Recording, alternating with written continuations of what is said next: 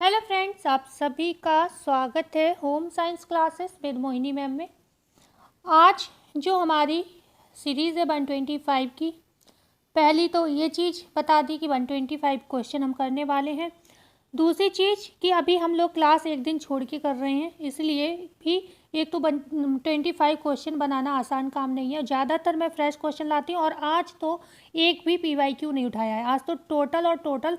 और सबसे अच्छी बात है 25 question nutrition science, 25 textile, 25 child development और 25 मतलब हमारी जो भी मैनेजमेंट जो भी ब्रांचेस हैं 5 सभी के मतलब 25 5 ब्रांचेस हैं तो 125 प्रश्न है। ठीक है, बिल्कुल मतलब कोई कम नहीं कोई ज़्यादा नहीं। ठीक है, तो बहुत ही और नए भी प्रश्न मिलेंगे और कुछ हो सकता है आपको ऐसे प्रश्न मिलें जो पहले आ चुके हैं, लेकिन मैंने सारे बुक से उठाए हैं। ठीक है, तो बहुत ही कम ऐसा होगा, बिल्कुल नए क्वेश्चन है और अच्छे क्वेश्चन है, ऐसा नहीं कह सकते। और हाँ, इसमें 25 प्रश्न जो हैं वो हमने उठाए हैं SCERT से, क्लास 12 की बुक से। वो होंगे न्यूट्रिशन साइंस के क्वेश्चन। ठीक है, SCERT। ठीक है, तो ये आप चीज़ मतलब हर तरफ से बता दिया कि हर तरफ से बेनिफिशियल है। क्यों बता रही हूँ सारी चीज़ें?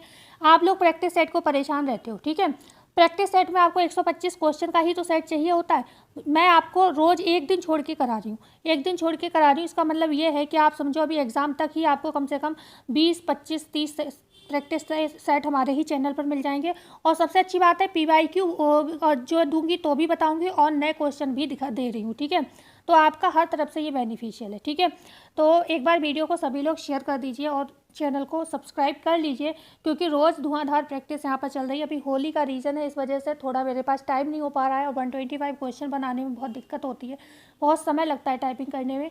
ठीक है, तो इस वजह से क्वेश्चन ढूंढना तो इतना डिफ़िकल्ट नहीं है, इतनी बार पढ़ चुकी हूँ, लेकिन टाइपिंग करना डिफ़िकल्ट है, बहुत समय लगता है। ओके, तो अब हम लोग स्टार्ट करते हैं क्लास को। आज मैं पहले से ही बहुत थकी हुई हूँ क्योंकि होली का मैंने भी थोड़ा काम डाल रखा है, साफ़ सफाई का। तो आप समझ सकते हो, हम हाउसवाइफ की बहुत सारे प्रॉब्लम्स होते हैं, तो पहले से ही मेरी सांस फूल रही। मैं पर कोशिश करूँगी पूरा एक्सप्लेन करने की, क्योंकि मैं नहीं चाहती मेरे साथ मुझसे पढ़ा हुआ बच्चा कभी ये परेशान हो कि भाई सीट कम है वो बात अलग है, लेकिन कभी भी आप ये परेशान हो कि मोहिनी मैम ने गलत पढ़ा दिया। और हाँ, एक चीज़ और बता दूँ, आप लोगों के कमेंट आते हैं, बिल्कुल इस समय मेरे पास टाइम नहीं हो पा रहा है मैं सबके कमेंट के जवाब दे पाऊँ। तो कमेंट पड़े हुए हैं, जिस दिन मुझे टाइम मिलेगा मैं होली के काम से अपने थोड़ी परेशानियाँ जो चल रही हैं उनसे निपट जाऊँ, मैं आपके सभी के इत्मीनान से जवाब दे दूँगी। कौन से क्वेश्चन का आंसर आपको गलत लगा जो भी है। ओके, तो अब हम स्टार्ट कर लेते हैं क्लास, बहुत ज़्यादा हम नहीं बोलेंगे। क्वेश्चन 1 है, सर्वाधिक पुराना संश्लिष्ट रंजक कौन सा है? अम्लीय रंजक है, क्रोम डाई है, प्रत्यक्ष रंजन है, ऑक्सीकारक रंग है। तो यहाँ पर जो सबसे पुराना संश्लिष्ट रंजक है वो आपका कौन सा हो जाएगा? वो हो जाएगा आपका ऑक्सीकारक। ठीक है, ऑक्सीकारक रंग हो जाएगा, ये सबसे पुराना संश्लिष्ट रंजक माना जाता है। और कुछ लोगों के इसमें भी कमेंट आएंगे, क्योंकि कुछ लोगों का मानना है कि बेसिक डाई है सबसे पुराना जो रंजक है, बेसिक डाई है। तो क्योंकि मैंने एक बार और ये क्वेश्चन कराया था तब भी आया था कमेंट। ठीक है, तो इस वजह से अब मेरी बुक में ये है, मैं अभी बता देती हूँ। ओके, तो अब अगर आपकी बुक में हो तो मैं भी मतलब तो क्या कर सकते हैं इसमें। ठीक है, तो यहाँ पर आपका डी ऑप्शन जो है यहाँ पर सही होगा। जो ऑक्सीकारक रंग होते हैं ये एक सबसे पुराना है, ये याद रखिएगा। दूसरा क्या होता है, ये एनिलिन जो काला रंग होता है ना, एनिलिन जो काला रंग होता है वो इसी का उदाहरण है। ठीक है, एनिलिन काला रंग पूछा जाए किस रंग वर्णक या रंग डाई का उदाहरण है, तो वो आपकी किसका है? ऑक्सीकारक रंजक का उदाहरण है। ठीक है, बढ़े आगे। क्वेश्चन है, अच्छा प्रयोग किस पर होते हैं? ज़्यादातर सूती वस्त्रों पर ही ऑक्सीकारक रंगों का प्रयोग किया जाता है। क्वेश्चन है 2, डेक्रोन किस फाइबर का व्यापारिक नाम है? डेक्रोन किस फाइबर का व्यापारिक नाम है? नायलॉन का है, पॉलीएस्टर का है, रेयॉन का है या फिर एक्रिलिक का है? यहाँ पर आपको डेक्रोन बताना है। तो डेक्रोन जो है यहाँ पर पॉलीएस्टर का व्यापारिक नाम है, ध्यान रखिएगा। ठीक है, डेक्रोन किसका? पॉलीएस्टर का व्यापारिक नाम है। क्वेश्चन यहाँ पर 3 है, निम्नलिखित में से एक खनिज रंजक कौन सा है? कैरमिस है, लौह चूर्ण है, वश्मा है, बॉलंट रींडा है। खनिज रंग एक बताना है आपको, इसमें से कौन सा है? तो एक खनिज रंग पूछा जाए, आपको लौह क्या दिख रहा है? खनिज है यहाँ पर, तो लौह चूर्ण क्या हो जाएगा? आपके खनिज रंजक का उदाहरण हो जाएगा। बात आती कैरमिस क्या है, बस्मा क्या है, या बॉलनट रींडा है, तो ये कैसे वानस्पतिक? अच्छा, जो कैरमिस है, कैक्टी कैरमिस, ये तो आपका प्राणिज रंग है। ठीक है, प्राणिज है। बकाया ये जो बस्मा है, बॉलन रींडा है, ये क्या है? आपकी वानस्पतिक है। ठीक है, वानस्पतिक रंजक के उदाहरण है। ठीक है, बढ़ते हैं आगे। क्वेश्चन है यहाँ पर 4, निम्नलिखित में से एक कृत्रिम रंजन का उदाहरण इनमें से नहीं है। मतलब कौन सा ऐसा है जो कृत्रिम नहीं है? क्या प्रत्यक्ष है, अम्लीय है, वॉट रंग है या फिर नस्पाल रंग है? तो यहाँ पर आपको पता होगा प्रत्यक्ष है, अम्लीय है, वॉट है, सल्फर है, ये सब क्या है? कृत्रिम रंजन के उदाहरण है। नस्पाल जो है आपकी ये वनस्पति का उदाहरण है, वानस्पतिक रंजन का उदाहरण है।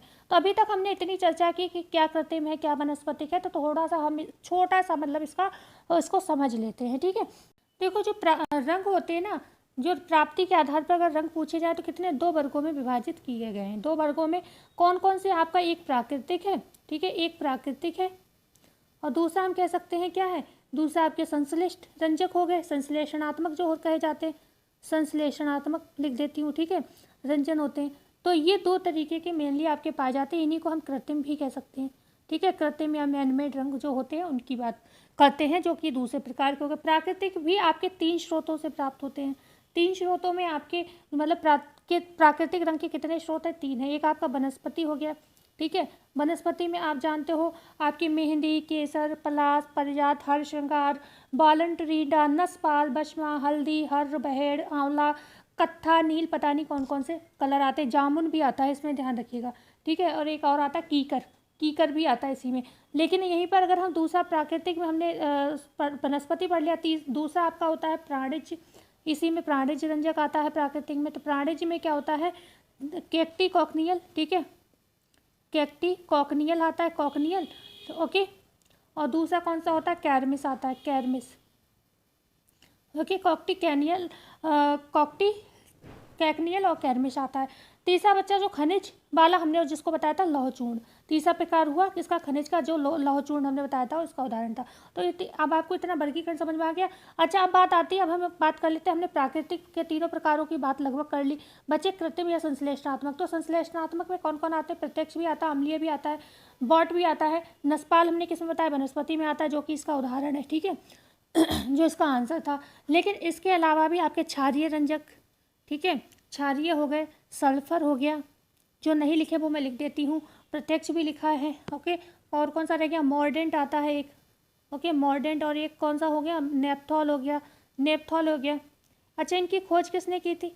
विलियम हेनरी पार्कर ने की थी। कब की थी? 1856 में की थी विलियम हेनरी पार्कर ने संश्लिष्ट रंजक की खोज, ओके। ज़्यादातर कोयला और कोलताल से निर्मित ये रंग होते हैं। क्वेश्चन है यहाँ पर 5, प्राप्ति के आधार पर रंगों को कितने भागों में विभाजित किया गया? अच्छा, क्वेश्चन डाल रखा है, प्राप्ति के आधार पर रंगों को कितने वर्गों में विभाजित किया गया है? 2 में, 3 में, 4 में, 5 में। तो अभी हमने बता दिया प्राप्ति के आधार पर 2 ही वर्गों में विभाजित किया गया है, एक प्राकृतिक रंग और दूसरा संश्लेषणात्मक रंग, ठीक है। चर्चा अभी पूरी कर चुके हैं, वही है, ठीक है। क्वेश्चन है आपका 6, एलिजेरियन रंग है, प्राणिज रंग, वानस्पतिक रंग, खनिज रंग, सिंथेटिक रंग।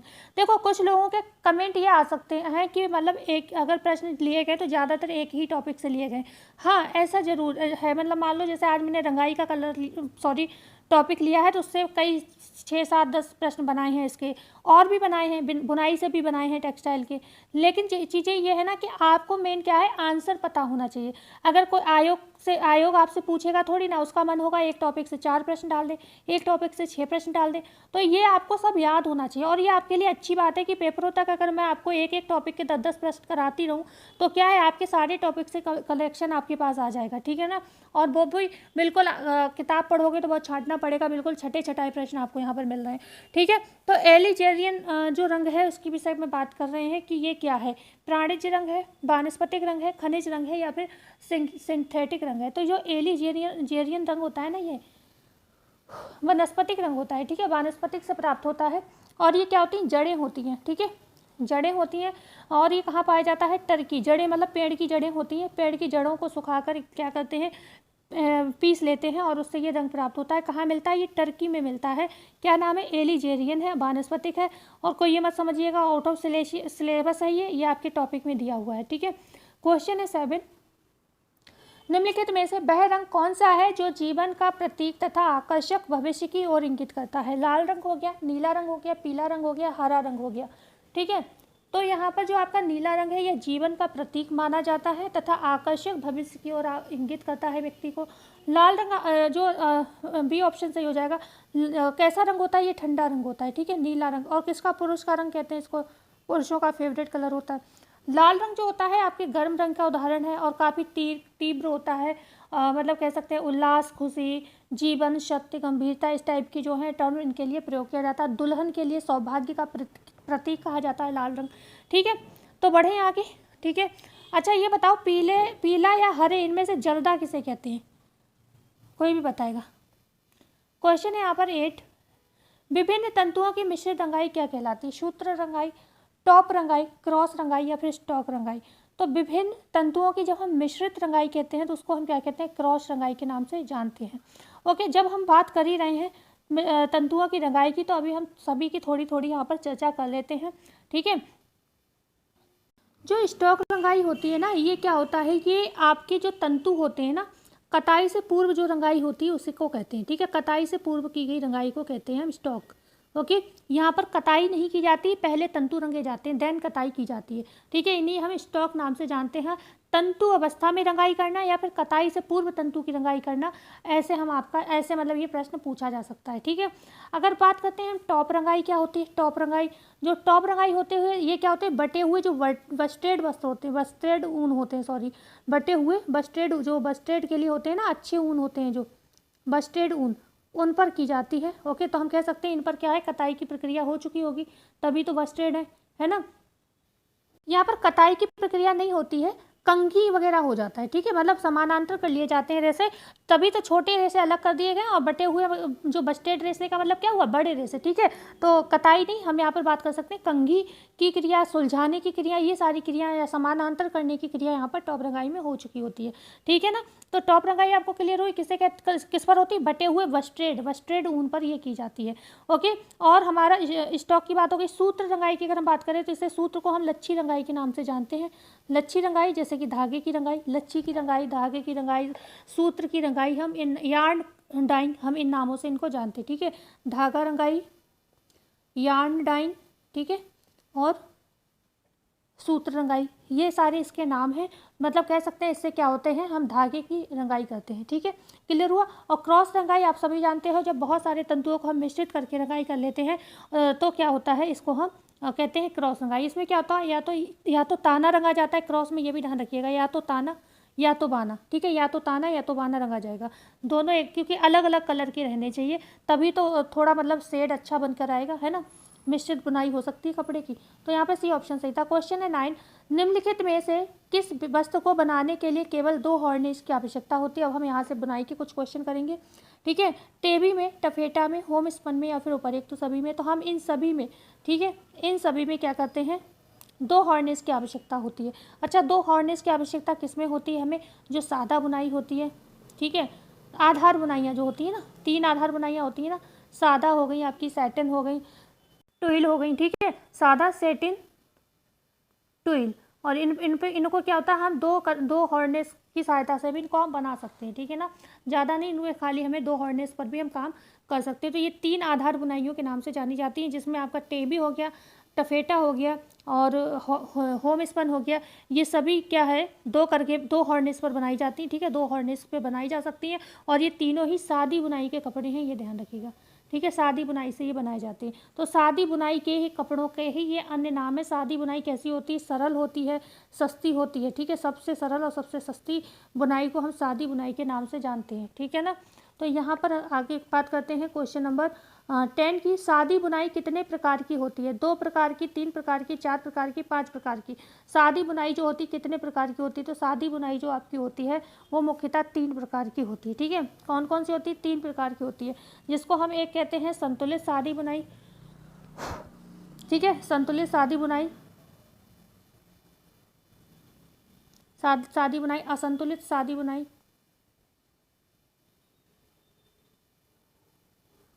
भिन्नता वाली बुनाई। ठीक है, भिन्नता वाली, भिन्नता वाली बुनाई। अब बात आती है कि संतुलित सादी बुनाई जो हो गई या असंतुलित सादी बुनाई हो गई या भिन्नता वाली बुनाई हो गई। तो असंतुलित सादी बुनाई में जैसे रिब वगैरह आ जाता है आपका। भिन्नता वाली में कौन आ जाता है, बास्केट आ जाता है, ठीक है, बास्केट बुनाई। ओके, तो बास्केट बुनाई के ही प्रकार हैं, सादी बुनाई के ही प्रकार हैं आपके संतुलित सादी बुनाई, असंतुलित सादी बुनाई जिसे हम रिब बुनाई के नाम से भी जानते हैं, और भिन्नता वाली बुनाई जिसको हम बास्केट बुनाई के नाम से जानते हैं, ठीक है। तो ये सादी बुनाई के आप लोगों को काफ़ी कन्फ्यूज़न होता है ना, जब क्वेश्चन पूछा जाता है ये कपड़ा किससे बना है, वो कपड़ा किससे बना है, ये बुनाई किसकी। तो ये सारी चीज़ें डाउट आप कॉपी पेन लेकर बैठिए और शॉर्ट नोट में इनको नोट कर लीजिए। क्वेश्चन है 11, पतले हल्के वजन वाले पारदर्शी, अर्ध पारदर्शी, उच्च गणना वाले वस्त्र होते हैं। लोन, आर्गेंडी, बटिस्टे या उपयुक्त सभी। अच्छा, पतले और हल्के वजन को किस नाम से जानते हैं, ये भी ध्यान रखना जरूरी है। इन्हें हम शीर फैब्रिक कहते हैं, इंग्लिश में भी हिंदी में भी जैसे लिखना चाहो लिख लो। इन्हें हम शीर फैब्रिक के नाम से जानते हैं, ये इंपॉर्टेंट है। जिनको हम पतले और हल्के वजन वाले पारदर्शी वस्त्र या पारदर्शी वस्त्र बोल रहे हैं, हो सकता है आपको सीधे सीधे शीर फैब्रिक लिखा मिल जाए, क्योंकि ये ज़्यादा आसान है इतना लंबा लिखने के मुकाबले, ठीक है। तो शीर फैब्रिक हम इनको कहते हैं, इनका नाम है, ध्यान रखिएगा, ठीक है। तो ये सारे ही आपके जो होंगे, लोन है, आर्गेंडी है, बटिस्टे है, ये सभी क्या हैं, आपके शीर फैब्रिक के उदाहरण है, ठीक है। क्योंकि जो सादी बुनाइयाँ होती हैं इनमें कुछ पतले वस्त्र भी बनते हैं, हल्के वस्त्र जो उन्हें हम पारदर्शी। आपने बहुत सारी शर्ट देखी होंगी, लड़कियाँ पहनती हैं शर्ट, और काले कलर की ज़्यादातर शर्ट फैशन में रहती है, और अंदर हम लोग मतलब नॉर्मल क्रॉप टॉप या कुछ भी डाल देते हैं, तो वो ट्रांसपेरेंट आपको दिखती है। तो वो शर्ट वगैरह किसकी बनती है, वो शीर फैब्रिक की ही बनती है, पारदर्शी या फिर अर्ध पारदर्शी। ऐसे पर्दे आते हैं, और आते नहीं, कुछ बहुत ही महीन पर्दे आते हैं, बिल्कुल गाने वाने चल रहे होते हैं और सीन चल रहा होता है, आप देखते हो उड़ते हैं हवा में पर्दे, तो ये शीर फैब्रिक के बने हुए होते हैं, ठीक है। तो इसके लॉन, आर्गेंडी, बटिस्टे ये सभी सादी बुनाई के हल्के वजन वाले पारदर्शी या अर्ध पारदर्शी या उच्च गणना वाले, ठीक है, जिनकी उच्च डेंसिटी होती है ना, गफे हुए होते हैं लेकिन ट्रांसपेरेंट होते हैं। तो यहाँ पर उपर्युक्त सभी ये तीनों याद रखिएगा कौन से कपड़े हैं, हल्के वजन वाले। और बिहार का पेपर याद करना, उसमें कुछ मध्यम वजन वाले वस्त्र शायद पूछे भी गए थे, ठीक है। मुझे याद है एक PYQ हमने सॉल्व करा था, इसमें मध्यम वजन वाले वस्त्रों के विषय में पूछा गया था। क्वेश्चन है 12, निम्नलिखित में से मध्यम वजन वाला वस्त्र कौन सा है। देखिए ऑप्शन देखिए, मुझे याद है परकेल उसमें कुछ था, मतलब दिए थे ये ऑप्शन, ठीक है। तो मध्यम वजन वाला वस्त्र कौन सा है ये बताना है। परकेल है, ट्वीड है, क्रैश है या फिर बूचर है। यहाँ पर मध्यम वजन वाला आपको बताना है, ऑप्शन 4 दिए हैं जिसमें आपका एक ही होगा। तो यहाँ पर जो मध्यम वजन वाला वस्त्र है वो आपका हो जाएगा परकेल, ठीक है। ए ऑप्शन जो है आपका सही हो जाएगा, ठीक है। परकेल क्या है, मध्यम वजन वाला वस्त्र है। परकेल हो गया आपका, मसलिन हो गया, नोट कर लो, ये सारे बहुत इंपॉर्टेंट है, ये कंपटीशन बढ़ाने वाले हैं क्योंकि इतने कपड़े हम भूल जाते हैं।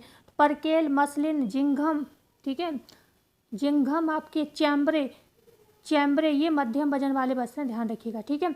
अब बात आती है, अच्छा तो ट्वीड है, क्रैश है, ये बूचर है, ये कौन से वस्त्र हैं। ट्वीड, क्रैश है, बूचर है, एक होता है क्रिटोने, ठीक है, क्रिटोने ये जो है ये भारी वस्त्र कहलाते हैं। अच्छा, भारी वस्त्र को क्या कहते हैं इंग्लिश में, जैसे हमने बताया था पतले वस्त्र जो होते हैं शीर फैब्रिक कहलाते हैं, ये सूटिंग कहलाते हैं, सूटिंग वस्त्र कहलाते हैं, ठीक है, सूटिंग वस्त्र।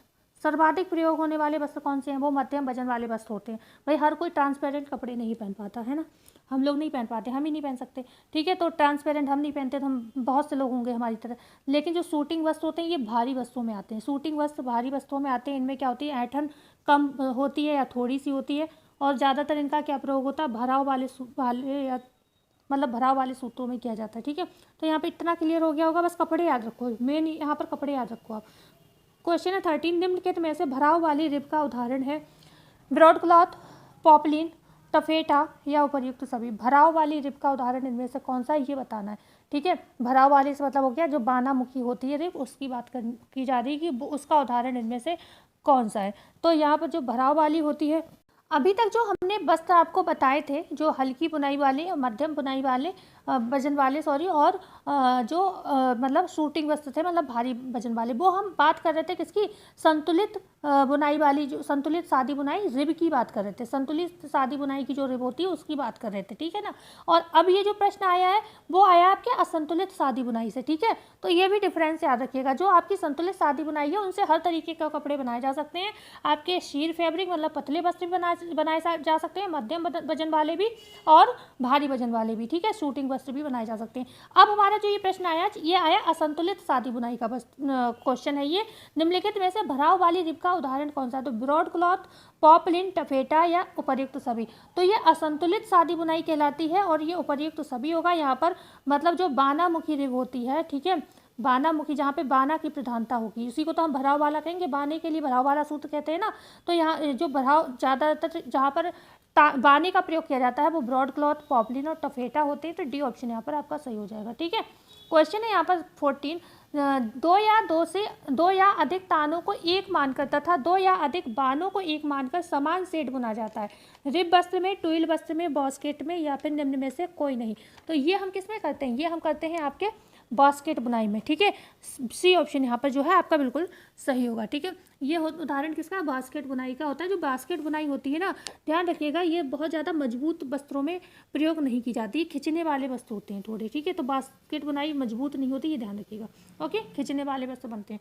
ओके, बढ़ते हैं आगे।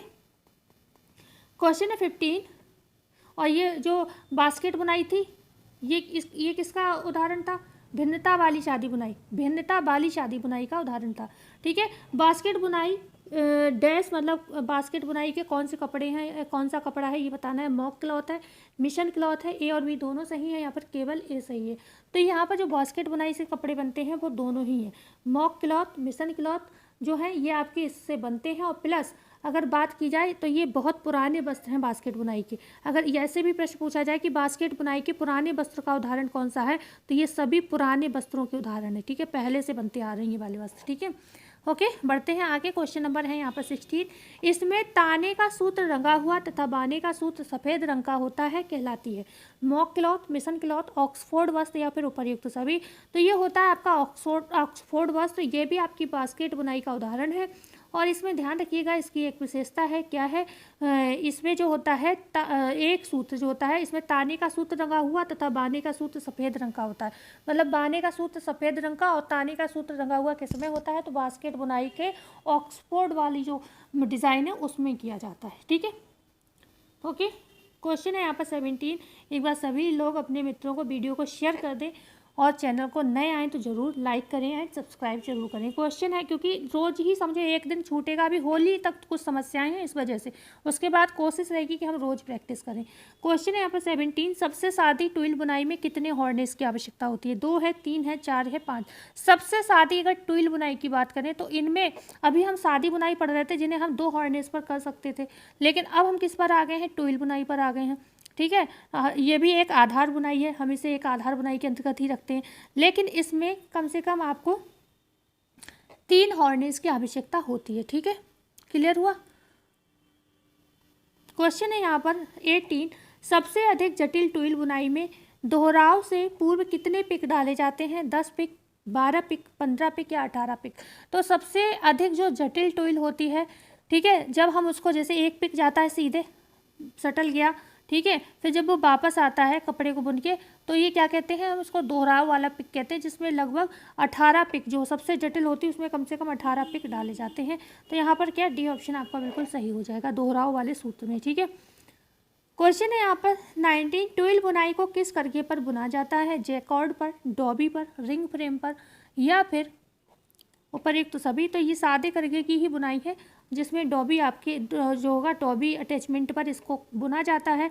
अच्छा, डॉबी में कैसी डिज़ाइन बनती है? ज्यामितीय डिज़ाइन बनती है ना, ज्यामितीय डिज़ाइन बनती है, चिड़िया की आँख के समान।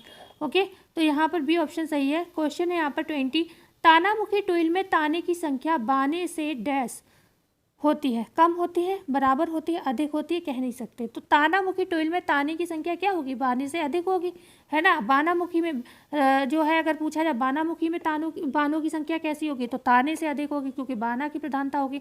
जैसे कि समझ, वैसे तो बच्चे अब तक इतना पढ़ ही चुके होंगे आप लोग। ये क्या हो गया? ताना हो गया। ठीक है, ये ताना हो गया। ओके, ये ताना है और ये क्या है? बाना है। अब हमने क्या कहा? तानामुखी, तो ताने ज़्यादा हैं, बाना तो मैंने 2 ही डाले या 3 डाल दिए, लेकिन ताने आप बहुत सारे हैं। ठीक है ना। अब ये क्या है? ये मोटा है सूत्र ताने का, तो ये तानामुखी हो गया, क्योंकि ताने की प्रधानता, ताना ज़्यादा दिख रहा है। तो अगर आपसे ये पूछा जा रहा है कि तानामुखी ट्विल में ताने की संख्या बाने से कितनी होगी, तो अधिक होगी। भाई ताने ज़्यादा हैं, गिन लो, 1 2 3 4 5 6 7 8, और बाने कितने? 1 2 3 ही डाले हमने। ठीक है, तो ऐसे समझ सकते हो अधिक होगी।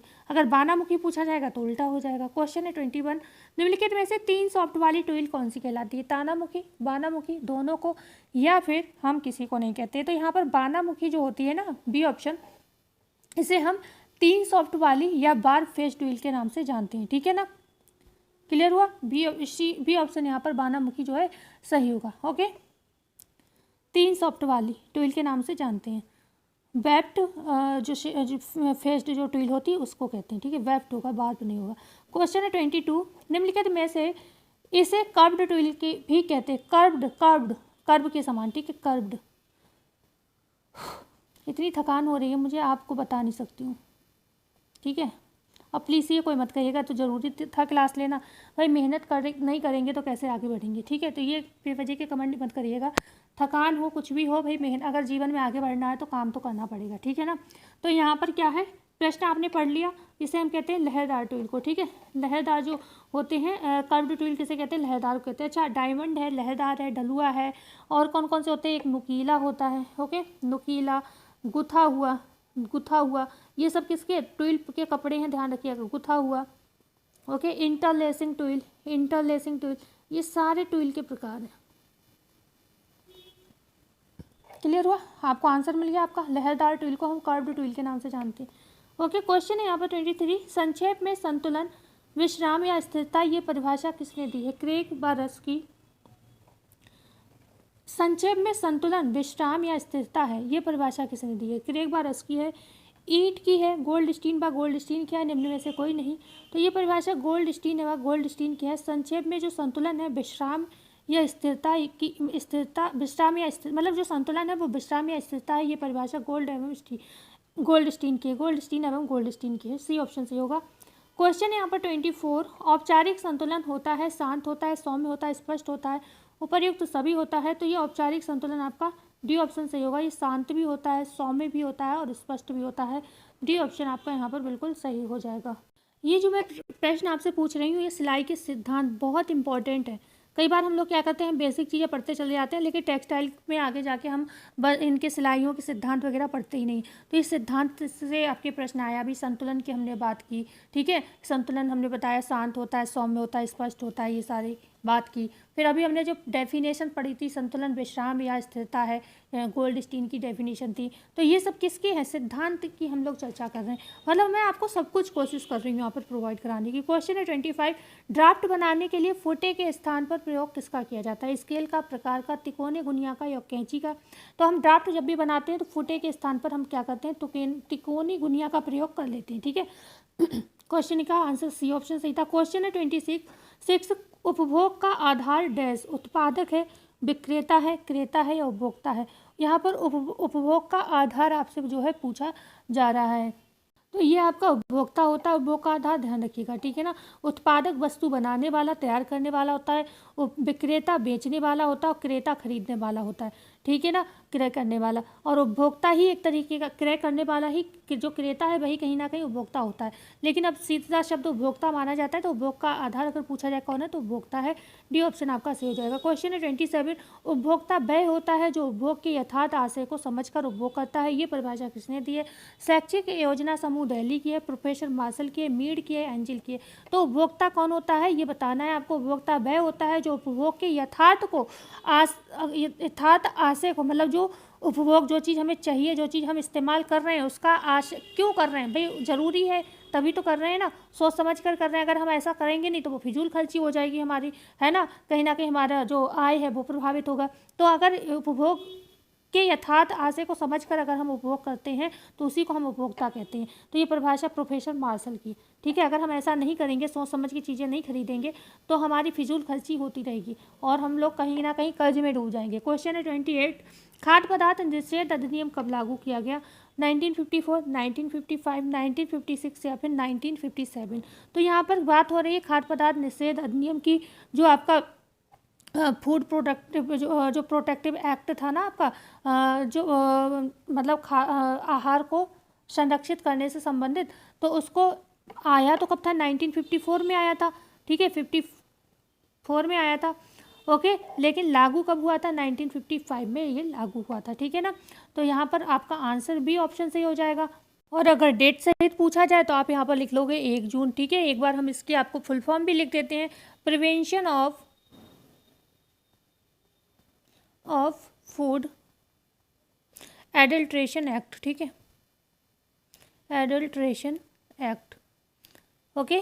तो ये कब गया था 1954 में ही, लेकिन लागू हुआ 1955 में, ठीक है। और इसमें कई बार संशोधन भी हुआ था, एक हुआ था आपके 1968 में, ओके, एक हुआ था, और एक हुआ था कितने में, 1973 में हुआ था। तो ये 2 संशोधन थे, ये भी ध्यान रखिएगा, ये पूछे जा सकते हैं आपसे कि संशोधन कब हुआ। तो यहाँ पर एक प्रश्न आया आपका, CFTRI से केंद्रीय खाद्य तकनीकी अनुसंधान संस्थान स्थापित है हैदराबाद में, मैसूर में, कोयम्बटूर में, देहरादून में। तो ये कहाँ है, CFTRI मैसूर में है आपके, ठीक है। यहाँ पर जो मैसूर में है ये, और कब इसकी स्थापना हुई थी, 1950 में इसकी स्थापना हुई थी CFTRI की, ठीक है ना। CFTRI की स्थापना जो है आपका, जो prevention of food adulteration act आया था उससे पहले ही हो गई थी 1950 में। उसके बाद आपके 1954 में ये एक्ट पास हुआ, ठीक है, और 55 में लागू कर दिया गया। तो यहाँ पर आपका आंसर बी ऑप्शन सी हो जाएगा। क्वेश्चन है यहाँ पर, क्वेश्चन है 30, भारत में डाकघर बचत बैंक कब से कार्यरत है, 1980, 1981, 1982 या 1985। तो ये कब से कार्यरत है, ये कार्यरत है आपके 1982 से। ऑप्शन यहाँ पर आपका सी ऑप्शन जो है बिल्कुल सही हो जाएगा। डाकघर बचत बैंक कार्यरत है कब से, आपके 1982 से, ठीक है। जनता के लिए मितव्ययी या अल्प बचत को प्रोत्साहित करने के लिए, अगर पूछा जाए डाकघर की आवश्यकता क्यों पड़ी या डाकघर का निर्माण क्यों किया गया, तो जनता को क्या करने के लिए, जनता को मितव्ययी बनाने के लिए,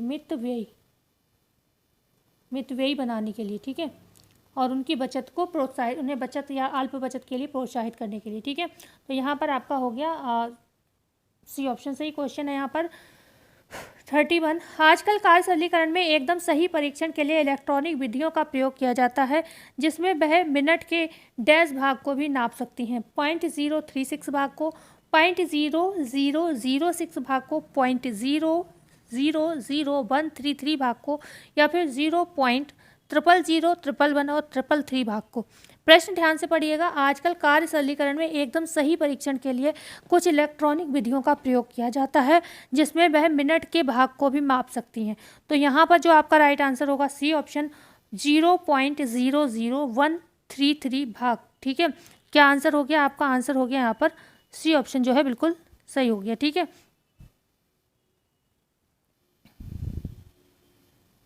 ये क्वेश्चन किसका है, तो कार्य सरलीकरण का था, ठीक है। कार्य सरलीकरण अच्छा लिखा ही हुआ है। कार्य सरलीकरण में अगर पूछा जाए किसका था, तो ये था आपके औपचारिक जो टेक्निक है ना, औपचारिक तकनीक से ये प्रश्न था। औपचारिक में भी पूछा जाए किससे था, तो औपचारिक में ये साइक्लोग्राफ से था, ठीक है। साइक्लोग्राफ से ये प्रश्न था आपका। साइक्लोग्राफ में आपने पढ़ा होगा, जो TMU है, टाइम मेजरमेंट यूनिट है, वो क्या करता है, 1 सेकेंड का पूछा जाए तो 0.036 भाग मेज़र कर लेता है, ठीक है। 0.036 भाग, या कभी कभी 0.036 दिया होता है, जीरो की कोई वैल्यू नहीं होती, इसलिए जीरो हटा हुआ भी मिल सकता है। दूसरा है, जब अगर आपसे पूछा जाए कि 1 मिनट का भाग कितना भाग मेज़र कर सकता है, तो 1 मिनट का 0.006 भाग कर सकता है।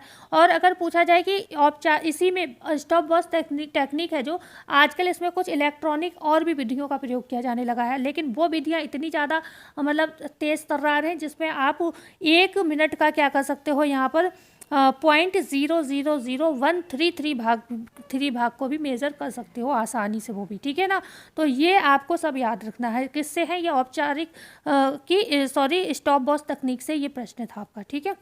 बढ़े आगे, क्वेश्चन है यहाँ पर 32, कार्य सरलीकरण में समय और शक्ति दोनों की व्यवस्थापन को मिश्रित कर दिया जाता है, ये परिभाषा दी है निखिल एवं डॉर्सी ने, ग्रॉस एवं कैंडल ने, राजमल P देवदास ने, या निम्न में से किसी ने भी नहीं। तो कार्य सरलीकरण में समय और शक्ति दोनों को ही, बिल्कुल कार्य सरलीकरण में हम समय बचाने की बात करते हैं, शक्ति को बचाने की बात करते हैं, ठीक है। इन्हीं 2 चीज़ों को बचाने की बात करते हैं, इनमें धन की बात नहीं होती है। ये मत समझिएगा समय है शक्ति है तो फिर मनी मैनेजमेंट भी होगा, नहीं, इसमें मनी से मतलब नहीं है। तो यहाँ पर जो ये आंसर है, ये किसका, इसका होगा ए ऑप्शन से। निखिल एवं डॉर्सी ने ये बात कही है कि समय और शक्ति का अगर व्यवस्थापन कर रहे हैं, इन दोनों का मिश्रित रूप क्या है, कार्य सरलीकरण है, ठीक है।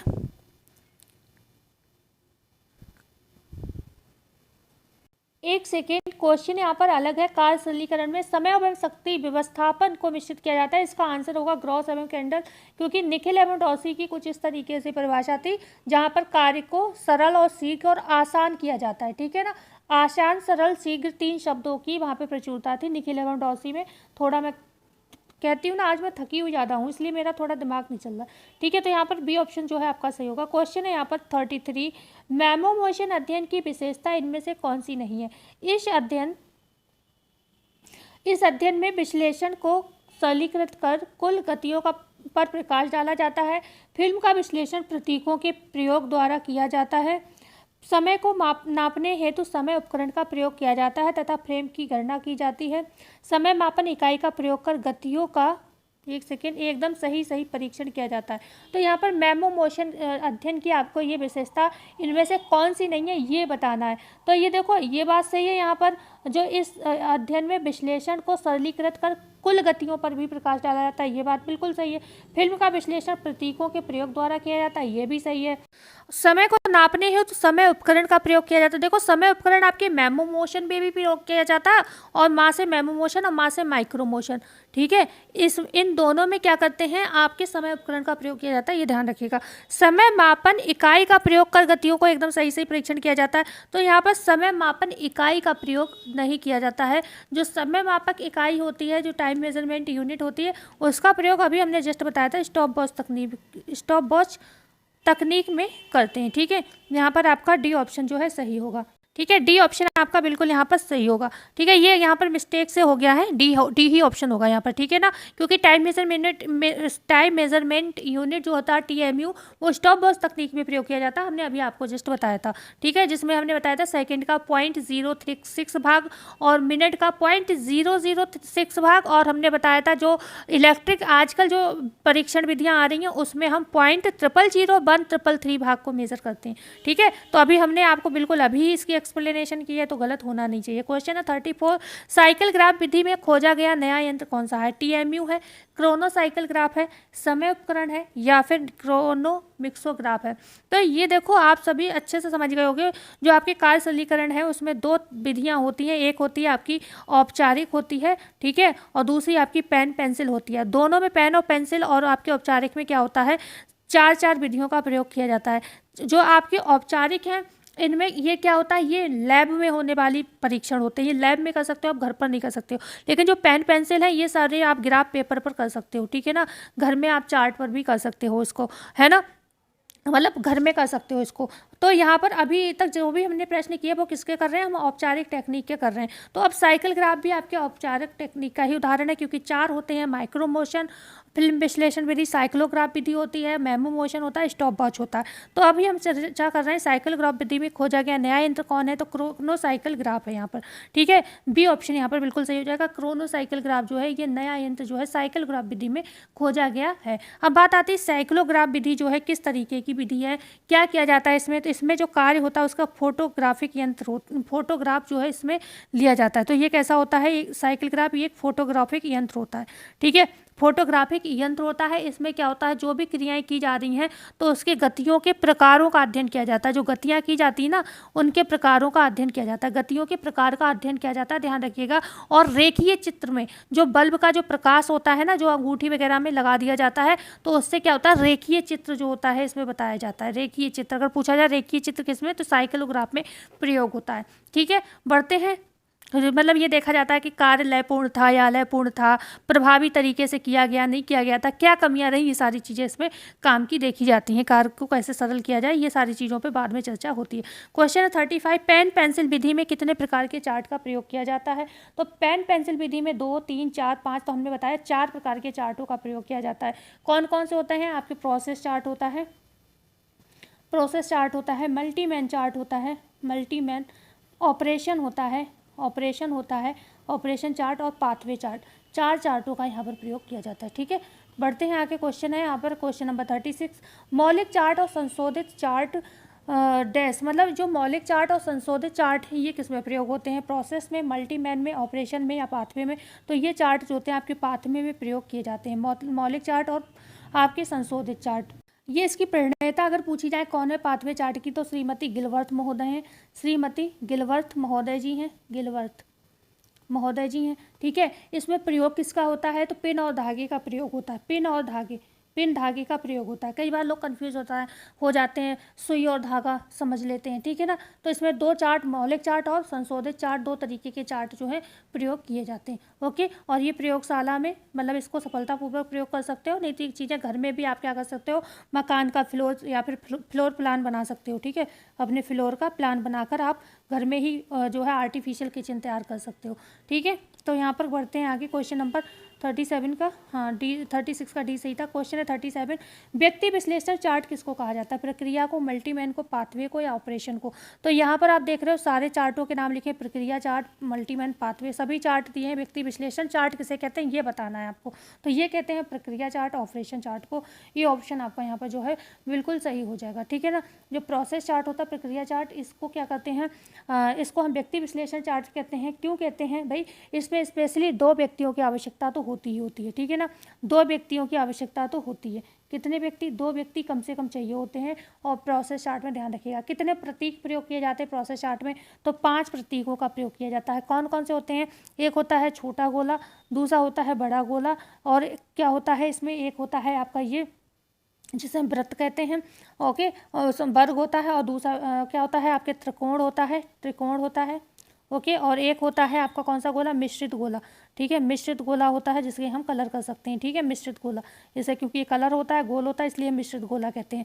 तो ये जो छोटा होता है ये क्या बताता है, स्थानांतरण बताता है कि कोई व्यक्ति है कार्य करते करते एक स्थान से दूसरे स्थान पर जा रहा है। ये जो बड़ा गोला है ये बताता है कि क्रिया हो रही है। ठीक है, काम किया जा रहा है, ऑपरेशन चल रहा है। ठीक है, जो आपका ये चौकोर गोला होता है, ये जो होता है ना, निरीक्षण का काम करता है, चारों तरफ की कार्य की मात्रा या क्वालिटी कैसी है इसका निरीक्षण ये करता है। ओके, त्रिकोण रुकावट को बताता है कि कहीं कोई अवरोध या कोई डिले तो नहीं हुआ।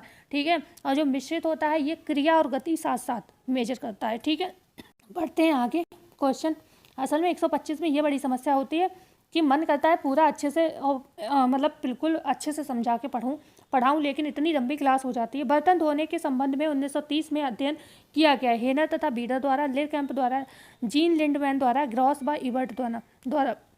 यहाँ पर किसकी बात हो रही है, बर्तन धोने के संबंध में अध्ययन की बात हो रही है, 1930 में किया गया। तो ये किया था आपके हेनर तथा बीडर ने किया था, बर्तन धोने पर अध्ययन 1930 में। ठीक है, देखो ये प्रश्न बहुत सिंपल से प्रश्न है, ये पूछे जा सकते हैं। एक लेरकैम्प ने किया था, लेरकैम्प अच्छा लिखा हुआ है, लेरकैम्प ने जो अध्ययन किया था ये किया था इन्होंने सुबह के नाश्ते पर किया था। इनका भी 1947 हुआ था, पर इतना डेट का तो नहीं लग रहा, लेकिन हाँ सीधे सीधे ये प्रश्न बन रहे हैं तो ये पूछे जा सकते हैं, इनमें कोई रोक टोक नहीं है भाई सिलेबस में हमारे। तो लेरकैम्प ने सुबह के नाश्ते को तैयार करने पर अध्ययन किया था। ठीक है, ऐसे ही जो आपके यहाँ पर दिए हुए जीन लिंडमैन है, इन्होंने क्या किस पर अध्ययन किया था, जो ग्रामीण क्षेत्रों में जो भोज्य पदार्थ संग्रह का अध्ययन, जैसे ग्रामीण लोग ज़्यादातर चीज़ों को स्टोर करते हैं ना, उस पर अध्ययन किया था। भोज्य पदार्थों के संग्रह का अध्ययन खास तौर से किस पर, ग्रामीणों पर किया था, भोज्य पदार्थों के संग्रह का अध्ययन। ठीक है, बहुत सारे अध्ययन किए गए हैं जो कि बिल्कुल सीधे सीधे आपको किताब खोलोगे तो मिल जाएगा। ठीक है, तो एक आपका जो था वो चुकंदर और पालक वाला हमने आपको बताया भी था, ग्रॉस बाय वर्ट ने किया था। ठीक है, एक कुचले आलू का भी था, कुछ याद नहीं आ रहा अभी किसने किया था। क्वेश्चन है 39, नियंत्रण की अवस्थाएं किसके द्वारा दी गई, निखिल एवं डॉसी द्वारा, ग्रॉस एवं केंडल द्वारा, न्यूमैन और समर द्वारा, ली ब्रेटन द्वारा। तो ये भी ऑप्शन यहाँ पर सही होगा। तो यहाँ पर ग्रॉस और केंडल आपका आंसर सही होगा। जो नियंत्रण की अवस्थाएं हैं किसने दी हैं, ग्रॉस एवं केंडल ने दी हैं। कितनी है, 3 है। कौन कौन सी हैं, सबसे पहले आपको पूछा जाता है बल देना। ठीक है, बल देना, जो भी आपका कार्य है उस पर बल देना। उसके बाद उनका क्या करना, उन पर उनका निरीक्षण करना। ठीक है, समय समय पर निरीक्षण करना, और उनके साथ साथ निरीक्षण के साथ ही साथ समायोजन करना। ठीक है, ये 3 आपके दिए गए हैं। ठीक है, समायोजन किसने दिए हैं, ग्रॉस एवं केंडल ने दिए हुए हैं। ओके, तो यहाँ पर ये नियंत्रण की अवस्थाएं हैं। क्वेश्चन है 40, नियंत्रण की एक अवस्था के रूप में बल को किसने माना है, नियंत्रण की एक अवस्था, नियंत्रण को एक अवस्था के रूप नियंत्रण की एक अवस्था के रूप में। अच्छा, बल को किसने नियंत्रण की एक अवस्था के रूप में माना? न्यूमैन एवं समर ने, साइमन ने, मैकी ने, या निम्न में से कोई नहीं? तो यहाँ पर जो आंसर होगा ये होगा साइमन ने माना है। ठीक है, बी ऑप्शन सही होगा। ये इन्होंने इसलिए भी कहा है जैसे कि बल देते हैं हम तभी लोग कार्य करते हैं, तो कार्य संपन्न कराने की कला, जैसे प्रशासन है जनता पर या फिर जो भी कार्य करने वाले जो लोग होते हैं उन पर क्या करती है, अपना बल रखती है। तो ये प्रशासन का मतलब क्या है, कार्य संपन्न कराने की एक कला है, तो वही क्या है, बल हो गया। ठीक है ना, कार्य कराने की एक कला। तो ये साइमन का ऐसा मानना था। हालांकि बल को किसने बताया है, अवस्था किसने बताया है, क्रॉस एवं केंडल ने बताया है, लेकिन बल को नियंत्रण की एक अवस्था के रूप में किसने माना है, तो वो माना है साइमन ने। ठीक है, क्वेश्चन है यहाँ पर 41, योजना का महत्व की लक्ष्य के कारण है। योजना का महत्व लक्ष्य के कारण है, अनिश्चितता को दूर करने के लिए। किस लक्ष्य के कारण है, यहाँ पर किस होगा। ठीक है, योजना का महत्व किस लक्ष्य के कारण है, अनिश्चितता को दूर करने के लिए, उद्देश्यों पर बल केंद्रित करने के लिए, मितव्ययता एवं नियंत्रण के लिए, उपर्युक्त सभी के लिए। योजना का महत्व किस लक्ष्य के कारण है ये बताना है। तो यहाँ पर जो आपका डी ऑप्शन सही होगा। ठीक है, डी ऑप्शन यहाँ पर सही होगा। अनिश्चितता को दूर करने के लिए भी है, उद्देश्यों पर बल केंद्रित करने के लिए भी है, और मितव्ययता एवं नियंत्रण के लिए भी है। तो डी ऑप्शन जो है यहाँ पर सही होगा। आज ना मेरा कुछ कंडीशन मुझे अपना सही नहीं लग रहा है, मुझे बहुत ज़्यादा दिक्कत हो रही है, तो मैं ये सोच रही हूँ आज 75 क्वेश्चन कर लेते हैं, 75 कल कर लेंगे। ठीक है, क्या ही फ़ायदा होगा कि हम आपको मतलब अच्छे से ना पढ़ा पाएँ। थोड़ा मेरी प्रॉब्लम को समझिए आप लोग। इस समय मतलब बिल्कुल आवाज़ नहीं निकल रही, बहुत थकी हुई सी लग रही हूँ। क्वेश्चन है 42, मूल्य के आधार पर स्तर को ग्रॉस एवं केंडल ने कितने भागों में वर्गीकृत किया है? 2, 3, 4, 5। तो मूल्य के आधार पर ग्रॉस एवं केंडल ने स्तर को कितने भागों में विभाजित किया है? तो यहाँ पर दो ऑप्शन सही होगा, ए ऑप्शन सही होगा। परंपरागत स्तर था एक, और कौन सा था, लोचमय और परिवर्तनशील स्तर। ठीक है, परंपरागत स्तर 2 में बांटा गया था, मूल्य के आधार पर स्तर को 2 में, परंपरागत स्तर, ठीक है, जो हमारी रूढ़ी परंपराएं चली आ रही वो, और जो लोचमय या परिवर्तनशील जो समय के साथ चेंज हो जाती हैं। ठीक है, उनमें बांटा था, लोचमय व परिवर्तनशील। ठीक है, परिवर्तनशील स्तर। ठीक है, तो ये दो ही हैं, याद कर लो, ये सारी चीज़ें बहुत इंपॉर्टेंट है। क्वेश्चन है 43, निर्णय को प्रबंध की सबसे छोटी इकाई किसने कहा है? ग्रॉस एवं केंडल ने कहा है, ईस्थर क्रू ब्रेटन ने कहा है, कोर्टिजन ने कहा है, निखिल एवं डॉल्सी ने कहा है। तो ये कहा है ईस्थर क्रू ब्रेटन ने कहा है, ग्रॉस एवं केंडल ने क्या कहा है? हृदय कहा है। ठीक है, हृदय कहा है किसको? निर्णय को। ठीक है ना, तो यहाँ पर आपका बी ऑप्शन जो होगा बिल्कुल सही होगा। क्वेश्चन है यहाँ पर 44, निर्णय के निरीक्षण का माध्यम है मूल्य, लक्ष्य, स्तर या फिर उपर्युक्त सभी। तो यहाँ पर निर्णय के निरीक्षण का माध्यम जो होता है वो होता है सी ऑप्शन, स्तर। स्तर जो होता है ये निर्णय के निरीक्षण का माध्यम होता है। जैसे हम कोई भी चीज़ है, अभी निर्णय ले रहे हैं, ठीक है, जैसे हमने फैसला किया है कि हमें भाई अपने पैरों पर खड़ा होना है, ठीक है ना। अब निर्णय तो कर लिया, समस्याएं बहुत हैं, बैरियर बहुत हैं। जैसे इस समय जो हम क्लासेस दे रहे हैं तो घर से दे रहे हैं तो बहुत सारे बैरियर होते हैं, ठीक है ना। बहुत सारे काम करने के बाद जो टाइम मिलता है उसमें करते हैं। एक बार को आप बाहर जाकर जॉब कर लो तो दिक्कत नहीं होती है, लेकिन आप घर में ही रह कर कोई काम कर रहे हो तो पूरे दिन आपको टाइम नहीं मिलता है, ठीक है ना। तो निर्णय के निरीक्षण का माध्यम इस तरह, अब मैं इतना मेहनत कर रही हूँ, उसके बाद आगे चलकर हमें अगर हमारा स्तर डेवलप होता, हम ऊंचे उठते, तो हमें ये दिखेगा कि देखो हाँ हमारा निर्णय बहुत अच्छा था और सब कुछ अब धीरे धीरे चीज़ें सही हो रही। लेकिन हमें कुछ हासिल ना हो तो एक समय बाद हमें ये लगेगा कि अरे क्या ही इतनी थकान लेकर अपना शरीर और बीमार कर लिया और मतलब इतना हो गया, तो क्या वो स्तर मेरा दिखेगा। तो ये निर्णय के निरीक्षण का माध्यम स्तर होता है। जो हम निर्णय आज लेते हैं उससे कल हमारा क्या स्तर बनता है जाके, तो वो हमें दिखता है, ठीक है ना। तो सी ऑप्शन यहाँ पर सही होगा कि हमारा निर्णय कैसा था, निर्णय सही था या निर्णय गलत था। क्वेश्चन है 45, निर्णय निम्न में से किस तत्व का प्रतिनिधित्व करते हैं? मूल तत्व का, लक्ष्य तत्व का, क्रिया तत्व का, उपर्युक्त सभी का। तो आज के क्वेश्चन इतने अच्छे हैं कि मैं अपनी तबीयत की वजह से ख़राब नहीं करना चाह रही हूँ, और ये सारे इंपॉर्टेंट क्वेश्चन है, कुछ भी, क्योंकि सारे बुक से क्वेश्चन है, कोई इधर उधर से नहीं लाई हूँ मैं, ठीक है। और यही आपके कौन सी बुक्स, जो रीना खनूजा है, मंजू पाटनी है, आपकी वृंदा मैम है, उनके क्योंकि यहाँ से क्वेश्चन आते हैं तो कुछ भी आपका बेकार नहीं है। इसलिए मैं क्लास को बर्बाद करना नहीं चाह रही हूँ कि मैं बीमारों की तरह आपको उल्टा सीधा पढ़ा दूँ और फिर मेरा भी मेहनत बेकार और आप भी कहो कि मैम क्या ही आज कैसे पढ़ा रही हो आप, ठीक है। तो निर्णय निम्न में से किस तत्व का प्रतिनिधित्व करते हैं? क्रिया तत्व का। कितना इंपॉर्टेंट प्रश्न है, ठीक है। सारी ऑप्शन सही लग रहे हैं लेकिन सही कोई एक ही है। क्वेश्चन है 46, निर्णय को किससे संबंधित किया गया है? भौतिक विज्ञान के अणु से, राजनीतिक विज्ञान के अणु से, रसायन विज्ञान के अणु से या वस्त्र विज्ञान के अणु से? तो निर्णय को हम भौतिक विज्ञान के अणु से इंडिकेट करते हैं। छोटे छोटे निर्णय जो होते हैं क्या करते हैं, आगे चलकर हमारे बड़े बड़े टारगेट को पूरा करते हैं। ठीक है। क्वेश्चन है 47, निर्णय क्रिया में निहित अधिकांश क्रियाएं किस स्तर पर संपन्न की जाती हैं? चेतन स्तर पर, अर्ध चेतन स्तर पर, मानसिक स्तर पर, उपयुक्त सभी? कितना इंपॉर्टेंट क्वेश्चन है। निर्णय क्रिया में जो निहित अधिकांश क्रियाएं होती हैं वो किस स्तर पर संपन्न की जाती हैं? तो वो अर्ध चेतन स्तर पर की जाती हैं। ठीक है। ये नहीं है कि हम हमेशा बिल्कुल जागरूक होते हैं, निर्णय ले लेते हैं, बहुत सारे हम काम करते भी रहते हैं, कभी कभी हमें आभास भी नहीं होता, हम काम करते रहते हैं, कई बार हमें सब कुछ पता होता है। तो अर्ध चेतन स्तर होता है, कभी भी मतलब प्योर बिल्कुल आप अच्छे लेवल पे नहीं होते और कतई ऐसा भी नहीं होता लो लेवल पे होते हो। ठीक है ना। अर्ध चेतन स्तर पर होता है कि हमें पता भी होता है कि हाँ हम ये काम क्यों कर रहे हैं और बहुत अच्छे से नहीं भी पता होता है। क्वेश्चन है 48, जॉन ड्यूवी ने निर्णय प्रक्रिया का कौन सा चरण नहीं बताया है? समस्या क्या है, समस्या कहाँ है, विकल्प क्या है, कौन सा विकल्प उत्तम है? तो जॉन ड्यूवी ने निर्णय प्रक्रिया के 3 चरण बताए हैं, हम सभी जानते हैं। कौन कौन सा? समस्या क्या है, विकल्प क्या है और कौन सा विकल्प उत्तम है? तो कौन सा नहीं बताया? बी ऑप्शन सही होगा। ठीक है। नहीं पूछा गया है चरण कौन सा नहीं है, बी ऑप्शन। समस्या कहाँ है ये नहीं था इनका चरण। क्वेश्चन है यहाँ पर 49, निर्णय लेने के चरण में प्रभावित करने वाले तत्व हैं मूल्य ग्रहण प्रणाली व व्यक्तिगत विभिन्नताएं, व्यक्तित्व के अचेतन मन में जमा होने वाली बातें, आयु की भिन्नताएं, प्राप्त सूचनाएं व प्रशिक्षण या फिर उपर्युक्त सभी। तो निर्णय लेने चरण में ये सारी चीज़ें जो हैं क्या करती हैं, प्रभावित करती हैं। मूल्य ग्रहण करने की प्रणाली, व्यक्तिगत जो विभिन्नताएं हैं, ठीक है, व्यक्तित्व के अचेतन मन या जमा होने वाली जो भी बातें अचेतन मन में, ठीक है, आयु की जो भिन्नताएं होती हैं, सब लोग अपने अपने अलग आयु के लोग होते हैं, और जो भी प्राप्त सूचनाएं प्रशिक्षण होते हैं, ये सभी चीज़ें प्रभावित करती हैं। क्वेश्चन है 50, आवश्यकता से अधिक समय लगना डैश प्रभावशीलता को कम करता है? नाटकीय अभ्यास, नाटकीय पूर्वाभ्यास, मनोरंजन या उपयुक्त सभी? तो यहाँ पर नाटकीय पूर्वाभ्यास आंसर होगा। आवश्यकता से अधिक समय लगना, ज़्यादातर रिसर्चेस कहते हैं जो भी परिवार टूटते हैं, परिवार के विघटन का जो कारण है वो क्या है? कोई भी क्रिया है, मान लो कोई काम था, पत्नी ने कहा पति से, वो टाल रहा है, अधिक समय ले रहा है, टालता जा रहा है, परिवार टूटने की कगार पर आ जाएगा। पति कोई भी चीज़ कह रहा है पति से, वो टाल रही है, रोज़ वो काम नहीं हो रहा, रोज़ टल रहा है, तो कहीं ना कहीं तलाक की नौबत आ जाएगी। ठीक है ना। तो आवश्यकता से अधिक समय लग रहा है अगर किसी काम को, तो ये क्या होता है? परिवार तोड़ने की तरफ लेकर जाता है। तो ये क्या होता है? नाटकीय पूर्वाभ्यास की प्रभावशीलता को कम करता है। ठीक है। नाटकीय पूर्वाभ्यास मतलब आंसर इसका माना गया है। ओके, रिसर्चेस के हिसाब से ये क्वेश्चन का आंसर है। क्वेश्चन है 51, दूध में जल की मात्रा होती है 90.22%, 95.24%, 87.25% या फिर 89.35%। तो 87.25% जो होता है दूध में जल की मात्रा होती है। ये आपके NCERT के क्वेश्चन है, क्लास 12 के क्वेश्चन है।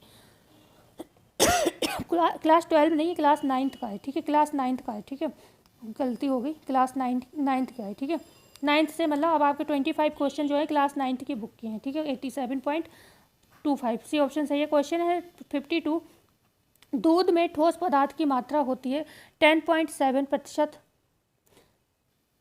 तो दूध में ठोस पदार्थ की जो मात्रा होती है कितनी? 10.7%, 11.20%, 12.75% या फिर यहाँ पे 12.5%। तो ये होता है 12.75%। जो अभी हमने बताया था 87.25 क्या होता है परसेंट? पानी होता है, जल होता है दूध में, और 12.75% क्या होता है? ठोस पदार्थ होता है।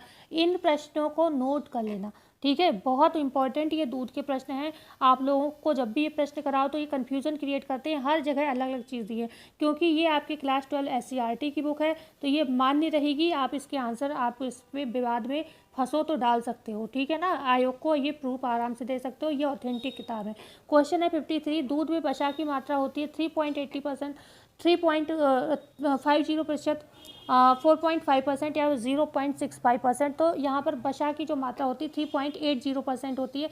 ये ऑप्शन आपका बिल्कुल जो है यहाँ पर सही हो जाएगा। ठीक है, 3.80% क्या होती है? वसा की मात्रा होती है। ठीक है, वसा की मात्रा होती है। बात आती है यहाँ पर जो 3.50% है, ये क्या होता है? ये प्रोटीन होती है। ठीक है, प्रोटीन होती है दूध में। ओके, ध्यान रखिएगा। और ये ओवरऑल बताया जा रहा है, गाय भैंस सबका मिलाकर एक रेशियो। क्वेश्चन यहाँ पर जो 4.5% अगर आपसे पूछा जाए, या 4.80% कर लो, इसे 4.80% कर लो। यहाँ पर थोड़ा सा गलत हो गया है। तो 4.80% जो होता है ये कार्बोहाइड्रेट होता है। ठीक है, कार्बोहाइड्रेट होता है। ओके। कार्बोहाइड्रेट होता है जो 0.65% होता है, ये भस्म होता है। भस्म का मतलब क्या होगा? ऐश। ऐश मतलब क्या हो गया? खनिज। ओके, आप जानते हो कार्बनिक पदार्थ होते हैं खनिज, तो भस्म ऐश कुछ भी मिले तो खनिज मतलब, ठीक है। तो ये भी डाउट क्लियर रखिएगा, भस्म को ऐश या खनिज भी कहते हैं, ठीक है। तो सारा क्लियर है, ये पूरा नोट कर लो, ये चार्ट बहुत इंपॉर्टेंट है। कितना प्रतिशत बचा है, कितना प्रतिशत प्रोटीन, कितना प्रतिशत कार्बोहाइड्रेट, ये नोट कर लो दूध का, ये सबसे बढ़िया आंसर आपको रहेगा। ओके, क्वेश्चन है यहाँ पर 54, दूध में पोषक तत्व उपस्थित रहते हैं घुलित अवस्था में, पायस के रूप में, कोलाइडल अवस्था में, उपर्युक्त सभी में। तो ये घुले हुए भी होते हैं, पायस के रूप में अभी भी होते हैं। पायस जैसे दूध बचा नहीं होता, अभी आप दूध को गर्म कर दो तो ऊपर कण छोटे छोटे आ जाते हैं, तो वो पायस होती है बसा, ठीक है ना। तो और कोलाइडल के रूप में भी होता है। तो डी ऑप्शन यहाँ पर जो है बिल्कुल सही हो जाएगा। क्वेश्चन है यहाँ पर 55, निम्नलिखित में से दूध में कौन सा वसा अम्ल पाया जाता है? ब्यूटेरिक वसा अम्ल, पॉमिटिक वसा अम्ल, ओलिक वसा अम्ल, उपर्युक्त सभी। तो ये सारे वसा अम्ल जो होते हैं दूध में पाए जाते हैं। ब्यूटेरिक भी पाया जाता है, पॉमिटिक भी पाया जाता है, ओलिक भी पाया जाता है। क्वेश्चन यहाँ पर 56, जब दूध को फाड़ा जाता है तो पानी के रूप में प्राप्त प्रोटीन कहलाती है। क्वेश्चन को बहुत ध्यान से पढ़ना समझना, ठीक है। तो यहाँ पर क्वेश्चन आपको समझ में आया, लैक्टा एल्बुमिन, लैक्टोग्लोबुलिन होगा यहाँ पे, ठीक है ना।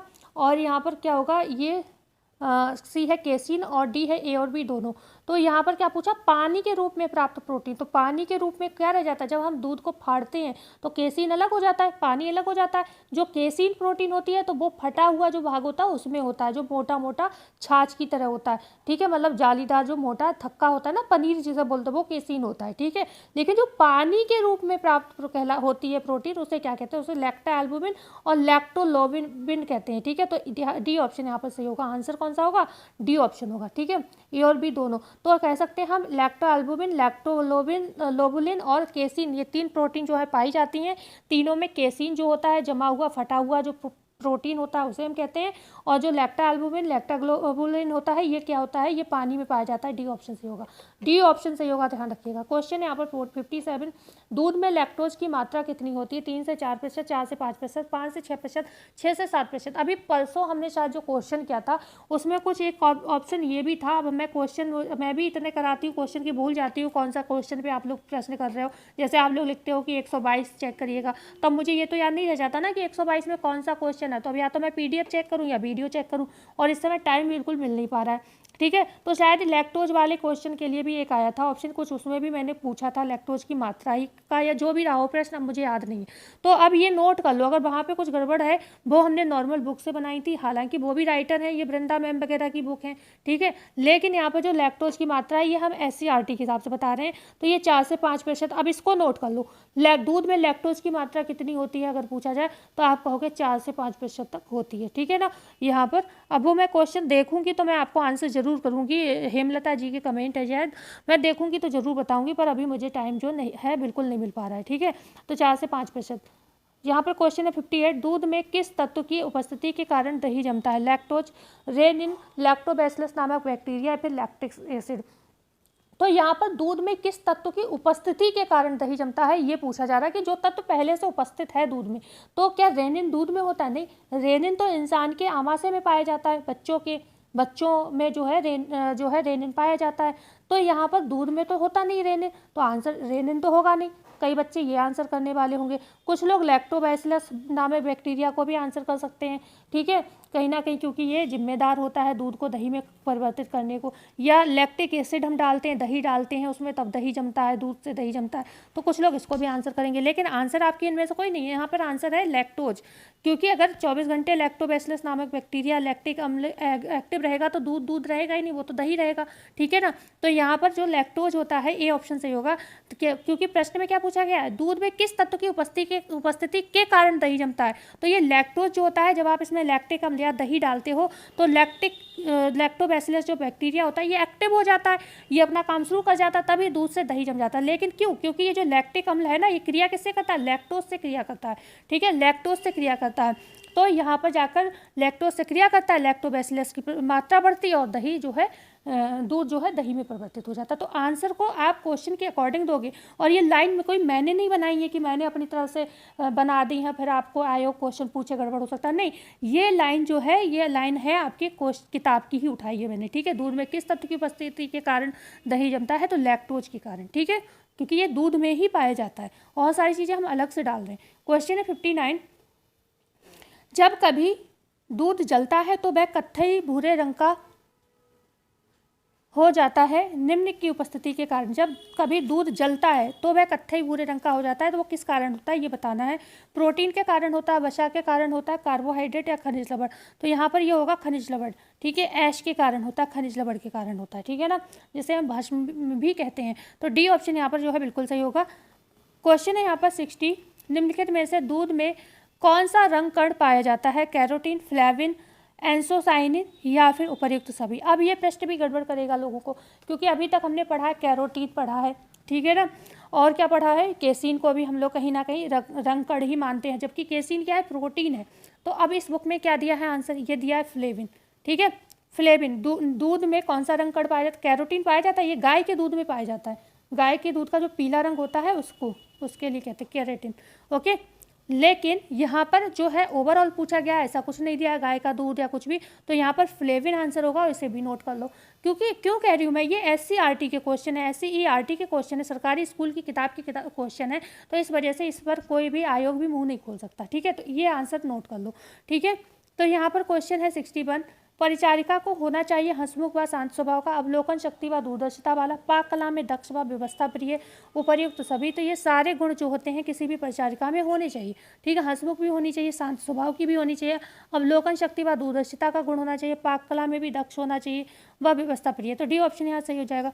क्वेश्चन है यहाँ पर 62, अपने घर का आय व्यय का बजट बनाते समय आवश्यक सामग्री है पेन, कागज, पैमाना, रबड़ या उपरेख सभी। तो जब भी बजट बनाओ इन सारी चीज़ों की जरूरत पड़ती है, पेन कागज होना चाहिए, पैमाना होना चाहिए लाइन खींचने के लिए, रबड़ कि कौन से महीने किस महीने कितनी आय हुई, कितना खर्च हुआ, कितना बचाया, सब कुछ लाइन खींच के ही लिखोगे ना। कि 63 है, बजट में भिन्न भिन्न मदों का प्रतिशत निर्धारण मुख्य निम्न दशाओं पर निर्भर करता है, जीवन स्तर, सदस्य संख्या, स्थानीय परिस्थितियाँ, उपरेक्त सभी। तो यहाँ पर डी ऑप्शन सही होगा। जो भी बजट होता है तो यहाँ पर जो भिन्न भिन्न मदें होती हैं उनका प्रतिशत इस चीज़ पर निर्भर करता है कि आपका जीवन का स्तर क्या है, आपके घर में सदस्यों की संख्या क्या है, उसी तरीके का आपका खर्चा होगा, ठीक है। कमाने वाले कितने हैं उतनी ही आपकी कमाई होगी, ठीक है। और स्थानीय परिस्थितियाँ आपके आसपास की क्या हैं, वही जैसे साग सब्जियाँ अगर आसपास अवेलेबल होती हैं तो सस्ती मिल जाती हैं, लेकिन कहीं और से आती हैं, शहर में देखो सब्जियाँ महंगी मिलती हैं, गांव में सस्ती मिल जाती हैं, क्योंकि शहर में आती हैं गांव से लद के, ठीक है। तो ये स्थानीय परिस्थितियाँ भी बजट को प्रभावित करती हैं, तो डी ऑप्शन से हो जाएगा।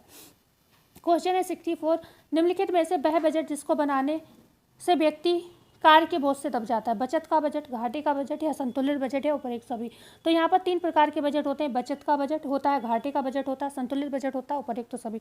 बचत का बजट होता है जहाँ पर आय ज़्यादा होती है और जो व्यय होता है वो कैसा होता है, वो कम होता है, वो हो गई बचत हो गई, क्योंकि व्यय खर्चा कम है, आय ज़्यादा है आपकी, तो बचत हो गई। घाटे का बजट जहाँ पर आय प्लस मतलब आय क्या होता है कम होती है और व्यय क्या होता है ज़्यादा होता है, मतलब जो कमाया उससे भी ज़्यादा आपने खर्च कर दिया, इसका मतलब कर्ज लिया आपने कहीं से, है ना, क्योंकि कमाई तो आपकी इतनी थी नहीं, 10,000 कमाई थी, आपने 12,000 खर्च कर दिए, तो कहीं ना कहीं खर्चा एक्स्ट्रा हुआ ना, तो व्यय ज़्यादा था और आय कम थी। संतुलित बजट में क्या होगी, जहाँ पर आय प्लस व्यय क्या होगा, बराबर होगा, सॉरी आय और व्यय क्या होगा यहाँ पर बराबर होगा, ठीक है, आय और व्यय क्या होगा, बराबर होगा, ठीक है। तो ये क्या है, बराबर होगा, तो ये मतलब क्या हो गया आपका, संतुलित हो गया, मतलब ना आपने किसी से उधार लिया, ठीक है, और ना आपने मतलब ऐसा भी नहीं था कि कुछ बचाया, तो ये संतुलित था मतलब कुछ दिक्कत नहीं। लेकिन अगर कोई समस्या आ गई तो ये संतुलित बजट भी नुकसानदायक हो जाएगा। मान लो कोई एक्सीडेंट हो जाता है, कोई बीमार हो जाता है, तब आपको कर्ज लेना पड़ जाएगा, क्योंकि आय तो आपने सारी खर्च कर दी, है ना। तो यहाँ पर ये पूछा जा रहा है कि वह बजट जिसको बनाने से व्यक्ति कार्य के बोझ से दब जाएगा, तो वो होगा बचत घाटे का बजट, है ना, क्योंकि हमेशा क्या है यहाँ पर आय कम है और व्यय ज़्यादा है, तो ये घाटे का है। अब आप क्या करोगे, हर महीने उधार लोगे लोगों से, तो कर्ज में डूबते चले जाओगे ना, तो बी ऑप्शन सही हो जाएगा। क्वेश्चन है यहाँ पर 65, बजट के कितने भाग होते हैं, 2 भाग होते हैं, 3 भाग होते हैं, 4 भाग होते हैं या फिर 5 भाग होते हैं। तो ये आपके होते हैं बी ऑप्शन 3 भाग होते हैं। कौन कौन से होते हैं 3 भाग, एक होता है प्रारंभिक बजट, ठीक है। दूसरा आपका कौन सा होता है प्रारंभिक बजट के बाद होता है एक अनुमान मध्य भाग जिसे हम बोलते हैं, या फिर अनुमान भाग या मध्य भाग बोलते हैं जिसको। और तीसरा आपका क्या होता है, अंतिम भाग। ठीक है, अंतिम भाग होता है। ठीक है, तो ये 3 तरीके के बजट आपके माने, 3 बजट के जो होते हैं 3 भाग माने जाते हैं। ठीक है ना। जो प्रारंभिक होता है उसमें परिवार के कुल सदस्यों की संख्या, परिवार की कुल आय, बजट मासिक है या वार्षिक, ये सारी चीज़ें आ जाती हैं।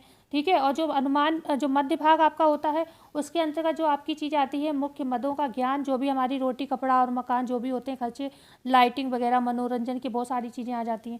ठीक है, दैनिक हिसाब किताब आ जाता है, और जो लास्ट वाला है उसमें सारा कुल व्यय का प्रतिशत वगैरह, ये बचत वगैरह सब आ जाता है। ठीक है, क्वेश्चन है यहाँ पर 66, आजकल शहरों में वाटर फिल्टर का प्रयोग किया जाता है जो बनाए जाते हैं किले के, पोर्सिलिन मिट्टी के, ए और बी दोनों सही है या फिर केवल बी सही है। तो जो हमारे यहाँ वाटर फिल्टर प्रयोग किए जाते हैं ये बने होते हैं किले, मतलब जो मिट्टी होती है उसके भी, और पोर्सिलिन मिट्टी के भी बने हुए होते हैं। ठीक है, तो सी ऑप्शन यहाँ पर सही हो जाएगा। क्वेश्चन है 67, एक्वागार्ड का निर्माण किस कंपनी ने किया है? ट्रामा सेंटर ने किया है, यूरेका फोर्ब ने किया है, ट्यूरानेक ने किया है, या लोक्यूला ने किया है? तो ये यूरेका फोर्ब कंपनी ने एक्वागार्ड का निर्माण किया। ठीक है, तो यहाँ पर भी ऑप्शन सही है। क्वेश्चन है यहाँ पर 68, व्यक्तियों के समूह को कहते हैं घर, समाज, राष्ट्र, राज्य। तो व्यक्तियों के समूह को हम लोग समाज कहते हैं। ठीक है, बी ऑप्शन सही हो जाएगा। क्वेश्चन है यहाँ पर 69, रेड क्रॉस सोसाइटी की प्रत्येक जिलों में कितनी शाखाएं होती हैं? 1 होती है, 2 होती है, 3 होती हैं, 4 होती हैं? तो जो रेड क्रॉस सोसाइटी है इसकी प्रत्येक ज़िले में जो शाखाएं होती हैं वो 1 शाखाएं होती हैं। और ये वही वाली, जब कोई भी आपदा वगैरह आती है उस समय जो है, चाहे बच्चे हो गए, चाहे गर्भवती माताएं हो गई, या फिर दवाओं की जो भी, मतलब हर किसी की ये रक्षा का कार्य करती हैं। या कहीं किसी देश में कोई हमला हो गया, कुछ हो गया, तो वहाँ के जो शरणार्थी होते हैं आते हैं तो उनको भी सहायता प्रदान करने का काम करती हैं। ठीक है, जैसे हमारे यहाँ रोहिंग्या वगैरह आए तो इन लोगों को ये सोसाइटियाँ सहायता देती है। क्वेश्चन है 70, सेंट जॉन एम्बुलेंस का कार्य क्या है? प्राथमिक चिकित्सा का कार्य, रोगों का उपचार करना, रोगों के पश्चात देखभाल, या फिर उपयुक्त सभी। तो जो सेंट जॉन एम्बुलेंस होती है, एम्बुलेंस सेवा प्रदान करती है। इसके एम्बुलेंस में सारी सुविधाएं होती हैं। कहीं कोई घटना घटित हो जाए तो आप अगर इसको फ़ोन करोगे तो यहाँ पर प्राथमिक चिकित्सा, रोगों का उपचार, रोगों के पश्चात देखभाल, ये सारी चीज़ें की जाती हैं इस एम्बुलेंस के माध्यम से। ठीक है, तो डी ऑप्शन यहाँ पर सही हो जाएगा। क्वेश्चन यहाँ पर 71, बाल साहित्य की रचना एवं प्रकाशन करता है एनसीईआरटी, एससीईआरटी, भारतीय शिशु कल्याण परिषद, भारतीय बाल विकास परिषद। तो ये करता है भारतीय शिशु कल्याण परिषद। क्या करता है ये? बाल साहित्य की रचना एवं प्रकाशन करता है, और भी बहुत सारी चीज़ों का कार्य करता है ये, जैसे कि हम कह सकते हैं बिगड़े हुए बच्चों को सुधारना, ये भी काम ये करता है आपका भारतीय शिशु कल्याण परिषद। ठीक है ना। और जैसे कि बहुत सारे जो बाल कल्याण संबंधी जो भी नियम होते हैं, कानून होते हैं, उनका पालन करना, ठीक है, साहित्यों की रचना करना, प्रकाशन करना, ये सारे काम ये करते हैं। ठीक है, सी ऑप्शन सही होगा। क्वेश्चन है यहाँ पर 72, नारी जाति की सामाजिक मानसिक समस्याओं का समाधान करता है भारतीय महिला समाज, मातृ सेवा संघ, महिला संगठन, या फिर उपर्युक्त सभी। तो नारी जाति की सामाजिक मानसिक समस्याओं का समाधान ये सभी योजनाएं करती हैं। डी ऑप्शन सही हो जाएगा। क्वेश्चन है यहाँ पर 73, भारतीय क्षय रोग क्षमता जो कि तपेदिक रोग की रोकथाम, बचाव, प्रशिक्षण आदि से संबंधित है, कितने सैनिटोरियम चला रहे हैं? 2, 3, 4, 5। तो ये जो भारतीय क्षय रोग क्षमता है, ठीक है, जो टीबी से संबंधित है, तो यहाँ पर ये 3 सेंटोरियम इनके चलते हैं। मतलब 3 सेंटोरियम का मतलब होता है ना, जैसे कि 3 विभाग हैं इनके काम कर रहे हैं। जैसे कि कौन कौन से, उनके अभी बात करेंगे। तपेदिक से संबंधित सेंटोरियम कौन सा है? लेडी लिनलिथगो सेंटोरियम, महरौली में टीबी अस्पताल, ट्यूबरकुलोसिस केंद्र नई दिल्ली, या उपरोक्त सभी। तो ये तीनों ही हैं, डी ऑप्शन सही हो जाएगा। यहाँ पर ये तीनों क्या करते हैं? देखो, लेडी लिनलिथगो सेंटोरियम, ये भी कहीं ना कहीं तपेदिक से संबंधित जो भी समस्याएं हैं, जो भी जागरूकता फैलाना, लोगों का उपचार कराना, दवाइयाँ प्रोवाइड कराना, ये काम करते हैं। महरौली में जो टीबी अस्पताल है वो भी जो टीबी के मरीज हैं उनकी मतलब देखभाल करता है। ठीक है ना, डॉक्टर वगैरह हैं टीबी से संबंधित। और ट्यूबरकुलोसिस केंद्र जो है नई दिल्ली, ये भी इसी से संबंधित है। ठीक है, तो डी ऑप्शन सही हो जाएगा। क्वेश्चन है 75, राष्ट्रपिता महात्मा गांधी की धर्मपत्नी की पूर्ण स्मृति में चलाई गई संस्था है कस्तूरबा निधि, माता कस्तूरबा स्मारक निधि, कस्तूरबा गांधी स्मारक, माता कस्तूरबा स्मृति स्मारक। तो बी ऑप्शन सही होगा, माता कस्तूरबा स्मारक निधि। तो यहाँ पर आज हमने 75 क्वेश्चन सॉल्व किए हैं। 75 क्वेश्चन हमारे रह गए क्योंकि टोटल 125 प्रश्न है क्लास में। ठीक है ना। अच्छा, 75 तो नहीं रह गए, 50 क्वेश्चन रह गए हैं, अभी भी बहुत टाइम लग जाएगा। और क्योंकि क्वेश्चन, हाँ ये जो क्वेश्चन है ना, क्वेश्चन तो सभी अच्छे हैं, लेकिन आज जो प्रसार शिक्षा के भी प्रश्न इतने इंपॉर्टेंट हैं कि मैं अभी नहीं पढ़ाऊंगी, क्योंकि मैं इतनी थकी हुई हूँ। मैं इनकी रेड लगा दूंगी। ये प्रश्न बहुत अच्छे प्रश्न हैं, इनको बहुत अच्छे से पढ़ाऊंगी कल की क्लास में। आप लोग ऐसा करना, आज कितने क्वेश्चन सही गए 75 में नोट कर लेना, और जब मैं ये कल क्लास आपको कराऊँ तो नोट कर लेना, ठीक है, कि कितने क्वेश्चन आपके सही गए। तो आप टोटल में देख लेना 125 में आपके कितने प्रश्न सही हुए, क्योंकि ये सारे प्रश्न इतने अच्छे हैं किताब के हैं। मुझे आज मैंने इन्हें पढ़ाया बेकार, मैं तब पढ़ाती जब मैं बिल्कुल थकी हुई नहीं होती। इतनी बढ़िया ये क्लास होती है, आपकी तैयारी बहुत, मतलब मैं कह सकती हूँ टीजीटी पीजीटी के पेपर में आपकी 50% तैयारी हो जाती। सारे प्रश्न ऐसी जगह के थे जो आपसे बनेंगे जरूर एग्जाम में, मुझे इतनी उम्मीद है। 20% तो आपको मिल ही जाता पोर्शन, मुझे इतना उम्मीद है। ठीक है, तो मिलते हैं कल नई वीडियो में नई जानकारी के साथ। जब तक के लिए धन्यवाद।